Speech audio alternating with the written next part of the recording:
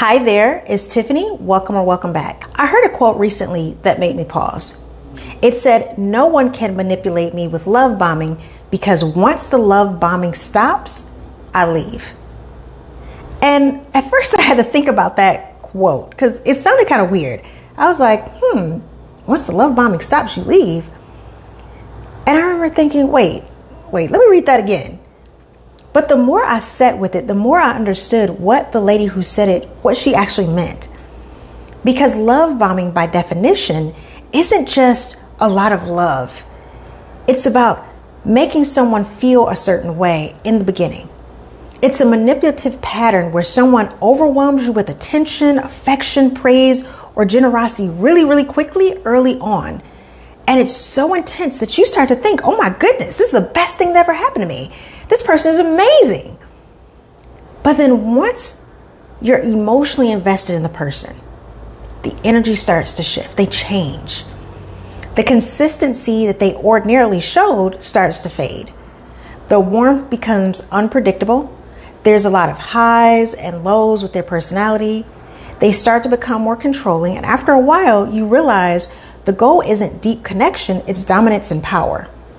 And while we usually talk about this in a romantic relationship, the same dynamic shows up in friendships, family, religious institutions, and very often in careers and workplaces as well. Today, I want to talk about it from the perspective of being loved bombed in a career.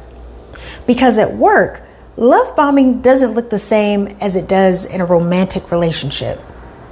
At work, it looks like praise, opportunity, being seen, being told you're invaluable, all the things that kind of make you feel good. And if you don't already know what it feels like to be treated with high levels of dignity and respect on a consistent basis, you'll tolerate inappropriate treatment a lot longer than you should. Now, as always, before we jump deep into the content, be sure to like, share, and subscribe to the channel so other smart, ambitious professionals like you can level up their lives. Let's be honest for a moment. Most high-achieving professionals weren't taught how to measure alignment. They were taught how to perform. So when a boss, client, or organization suddenly showers you what you perceive as positive attention, your nervous system doesn't ask, is this sustainable? It just says how it feels, and you want more of it. And that's where people get stuck in careers that look good on paper, but that's quietly draining them. Here's the reframe I want to offer you. Loving yourself in a career is how you build discernment. Because when you consistently treat yourself with respect and dignity, clear expectations, honest self-talk, protected energy, you stop confusing intensity with opportunity. This isn't about you having a big ego or being entitled. It's about you getting your nervous system in a place where it knows how to be treated well, so that when you're treated unwell, you can tell the difference.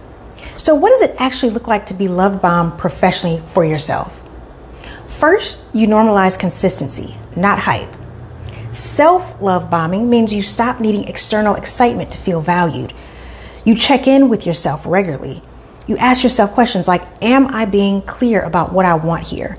Is my effort being matched with support, clarity, and growth? Do I feel grounded, or am I constantly bracing and nervous? When you do this, praise becomes information, not fuel to make you work harder. Second, you stop outsourcing your worth to performance. If your sense of value comes from being needed, praised, or chosen, you'll overgive to stay relevant. Self-love bombing means you acknowledge your contributions without waiting for recognition. You don't over-explain or overwork to prove legitimacy. You rest without earning it. Yes, you take time off when you need to. And the more you do this internally, the less impressed you are by environments that demand burnout as a loyalty test. Now, if you're the type of person that is like, oh no, Tiffany, that's not me. I go hard with everything. I do that. That's just who I am. Then maybe this message isn't for you. But if you're watching this nodding your head, then keep listening. Third, you listen when your body notices misalignment before your mind can justify it. That means you notice when your body feels tightness before meetings. You have exhaustion that doesn't go away even when you rest. The low-grade resentment you keep pushing down is starting to take over your mind. Self-love bombing means you take those signals seriously. You don't shame yourself for them. You don't intellectualize them. You let them inform your decisions. So sometimes that may look like speaking up for yourself when you start to feel anxiety or renegotiating your task or pay. And sometimes it's choosing to leave calmly, cleanly, and without self-betrayal. Something that I had to learn the hard way is that professional manipulation only works when your internal standards are not clear. When you know how it feels for you to treat yourself well and live by a certain level of values, you don't stay in environments where respectful, professional, and ethical behavior disappears. You don't need dramatic exits.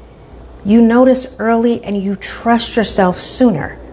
This is actually one of the reasons I created my one-on-one coaching program, The Freedom Code. When you're clear on who you are and the value you bring, you stop chasing validation and start attracting meaningful opportunities. When I work with my clients inside my coaching program, I help them articulate value clearly, confidently, and sustainably without burning out or overperforming to prove themselves. If you're interested in learning more about that program, just click the link to my site. It's in the description below. Let me leave you with this question and really sit with it. If you treated yourself with dignity, consistency, and respect every day and lived according to your value system, what would suddenly feel unacceptable in your career? Think about that question. Because when you love bomb yourself the right way, you don't wait until the positive behavior stops to leave. You choose yourself before it ever has to get that far because you've evaluated the situation, discerned whether it's still in alignment with your values, and make a decision that's best for you. That's not quitting, that's strategy. If this resonated with you, be sure to like, share, subscribe, and comment, and I'll definitely see you next time. Bye.